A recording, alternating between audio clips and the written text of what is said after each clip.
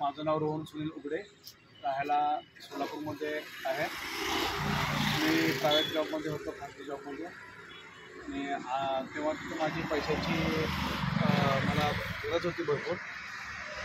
ते जॉब करत करत पैसे पुरत नव्हते, त्यामुळे मला दुसरं साधन पाहिजे होतं पैसे कमवण्याचं।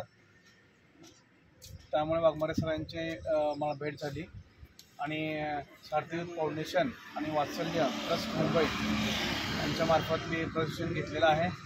मी 1 महिन्याचं प्रशिक्षण पूर्ण केलेलं आहे आणि आता मी पुढे भाड्याची रिक्षा घेऊन चालण्याचा निर्धार केलेला आहे।